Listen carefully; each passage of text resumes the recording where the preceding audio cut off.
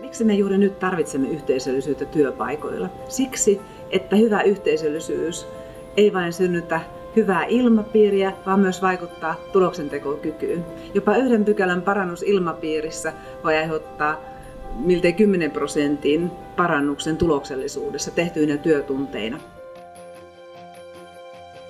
Huolehdi positiivisesta ilmapiiristä, koska se, mihin huomio kiinnittyy, kasvaa.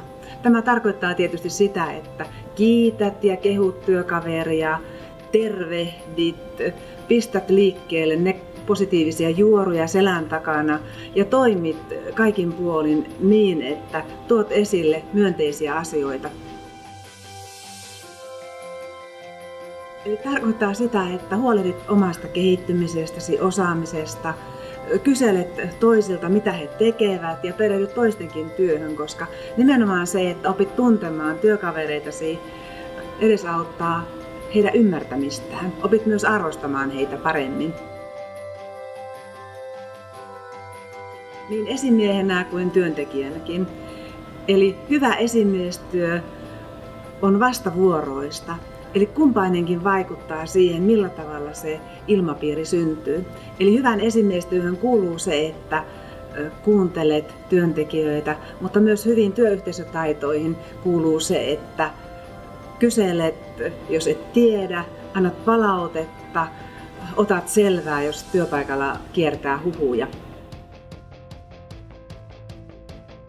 Huolehdi myös itsestäsi, että sinulta riittää voimavaroja. Elämässä on hyvä olla muutakin kuin työtä. Tällainen palautuminen, eli työhön kulutetut energiat palautuvat helpommin, kun sinulla on hyviä harrastuksia, kotona kivoja asioita odottamassa ja sitä kautta sitten saat voimia työn tekemiseen ja siihen, että toimit hyvänä työyhteisön jäsenenä.